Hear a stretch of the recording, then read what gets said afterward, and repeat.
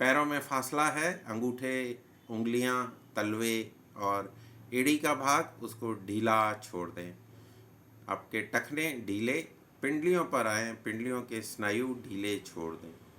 पिंडलियाँ relax कर रही हैं। पिंडलियाँ एक तरह से सेकंड हार्ट बोला जाता है।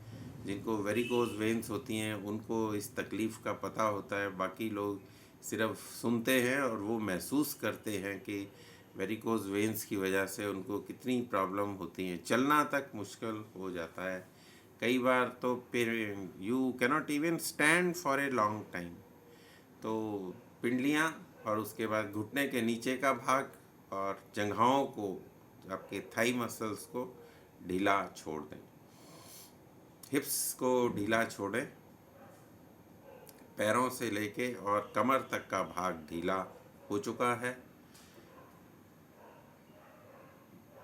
Genitals and the abdominal area, उसको ढीला छोड़ दें। स्पाइन के ऊपर ध्यान को ले आए। एक एक वर्टिब्रा, 33 वर्टिब्रास हैं और अंग्रेजी का जो लेटर एस होता है उसको अगर हम नीचे का पोर्शन खींच दें, थोड़ा सा एलोंगेटेड एस अगर बना दें, तो जो शेप आती है वही शेप हमारी स्पाइन की होती है। ऊपर से थोड़ी छोटी, जिसमें कि सर्वाइकल की वर्टिब्रास हैं, C1 से C7 या 8 तक, C7 तक, C1 to C1, C2, C3, C4, C5, C6, C7, these vertebrae are of the cervical vertebrae। उसके बाद थोरेसिक वर्टिब्रास हैं, T1, T2, ऐसे T12 वर्टिब्रास थोरेसिक की।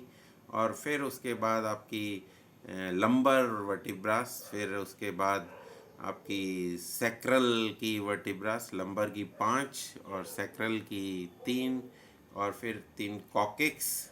और इस तरह कॉकिक्स की जो 3 वर्टिब्रास हैं वो आपस में बंधी होती हैं और बंधी होकर एक ही वर्टिब्रा बन जाती है उसकी। इसको 3 वर्टिब्रास को एक गांठ के साथ बांधा हुआ होता है, जो कि आपका ये बैक ऑफ द रूट चक्रा रहता है, उसको बोलते हैं। उसके बाद 33 वर्टिब्रास का टोटल, और ये एक एक वर्टिब्रा ढीली होकर खुलकर ज़मीन के साथ स्पर्श करती हुई स्पाइन की हेल्थ को मेंटेन करती है। इसमें कहीं पर भी गैप आ जाए, ट्विस्ट आ जाए, डिस्क स्लिप हो जाए, इसकी बनावट ऐसी होती है कि अगर इसमें ज़रा सा भी डिस्टॉर्शन आ जाए तो आपकी सारी शरीर की फंक्शनिंग को ख़राब कर देती है। स्लिप डिस्क का नाम सुना होगा, बड़ी ख़तरनाक बीमारी है, उसमें बंदा हिल भी नहीं पाता। तो आप कोशिश करें वर्टिब्रास को एकदम ढीला छोड़ दें। Back of the your left side of the back, right side of the back, उसको ढीला छोड़ें। कमर का भाग ढीला है, स्पाइन ढीली है, बैक आपकी ढीली है। कंधों पर आ जाएं, शोल्डर्स को ढीला छोड़ दें। शोल्डर्स और फिर सिर का भाग, बाल आपके skull of head of the skull जो है, जो खोपड़ी, जो टॉप ऑफ द हेड, उसको ढीला छोड़ें। और उसके बाद जो है आपके फेशियल मसल्स, तो माथा, आपकी कनपट्टी का हिस्सा, कान, आँख, नाक, गाल, दांत, जिवा और चिन, इन हिस्सों को भी ढीला छोड़ दें। इन सब के साथ चेहरे पर एक मुस्कुराहट बनी रहे, इस ओर आपका ध्यान। छाती का भाग, सांस के लिए नाक, दोनों नोस्ट्रल, नासापुट, left side of the nostril, right side of the nostril, सांस को भरें। और सांस आपका जब भरेगा तो हवा की ठंडक महसूस करें। जब सांस बाहर आएगा तो हवा की गर्मी को, कार्बन डाइऑक्साइड की गर्मी, warmness of the carbon dioxide, उसको महसूस करें।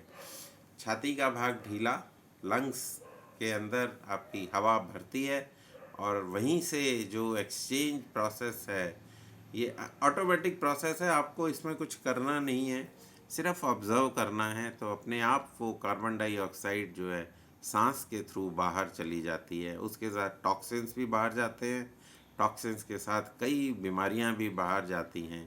तो इस ओर आपका ध्यान।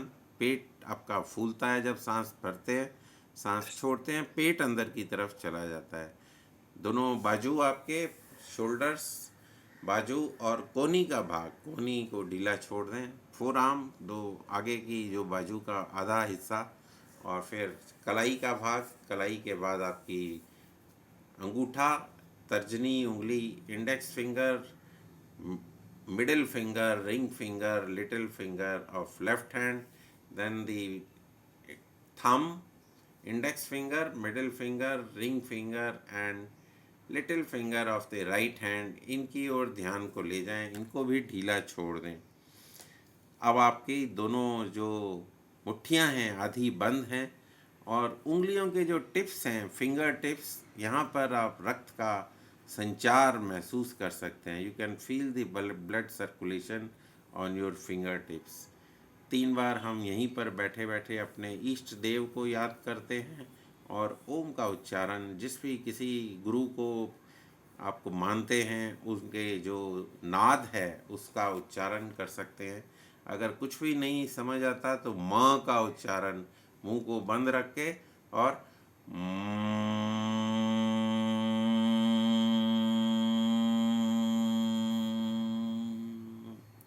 3 बार कर लें इसको, 2 बार और करें, सांस को भरें।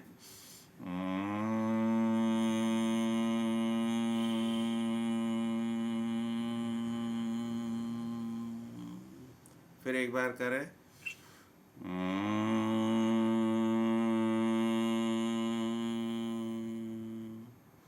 ये नॉर्मल यूनिवर्सल आवाज़ है।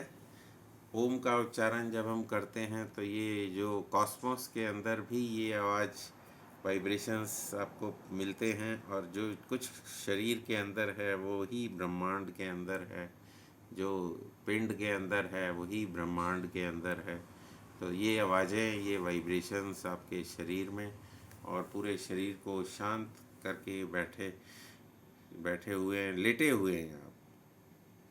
कुछ लोगों को थोड़ा सा फील होता है कि मेरे धर्म में ओम नहीं बोलना मैंने, या मैंने उच्चारण इस तरह नहीं करना, दूसरे तरीके से करना है। एक सरदार जी को मैं करा रहा था तो वो कहते हैं जी मैं ओम नहीं बोलूँगा, मैं तो एक ओमकार बोलूँगा। तो मैं कहा आप एक ओमकार बोल सकते हैं, तो इसलिए मैंने माँ का उच्चारण कराया। यूनिवर्सल है, कोई भी कर सकता है, किसी भी धर्म विशेष से कनेक्टेड नहीं है। तो आप चाहे ओम बोलें, एक ओमकार बोलें, आमीन बोलें, कुछ भी बोलें, आपके वाइब्रेशंस जो हैं वो शरीर को शांत करते हैं, आपके ब्लड प्रेशर को नॉर्मल करते हैं, आपके जो वाइब्रेशंस हैं पूरे शरीर में फैलते हैं, तो आपका जो ब्लड का सर्कुलेशन है वो नॉर्मल होता है, आपकी थकान दूर होती है, आपकी नींद अच्छी होती है और आप स्वस्थ रहते हैं। तो धीरे से दोनों पैर हिला लें, दोनों हाथ को हिला लें, पैर को आपस में मिला लें, दोनों हाथ शरीर के साथ ले आएँ, एक और करवट ले लें, एक हाथ का सहारा लें, दूसरे हाथ से भी सपोर्ट करें और बगैर झटके के उठकर बैठ जाएं। आँखों को बंद ही रखें, कुछ देर ऐसे शांत बैठे रहें, महसूस करें अपने शरीर के अंदर होने वाले बदलाव को, महसूस करें जिस वातावरण में आप हैं, महसूस करें जिस परिसर में आप हैं।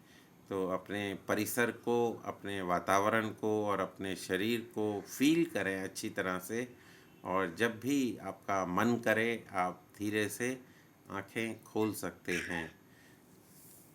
आपने करीबन 9 मिनट के आसपास, पौने 9 मिनट का जो ये क्रिया की, इससे आप पूरे हफ्ते तरोताज़ा रहेंगे, ऐसा मेरा मानना है। आप सभी का धन्यवाद। नमस्कार। एकदम फ्रेश हो।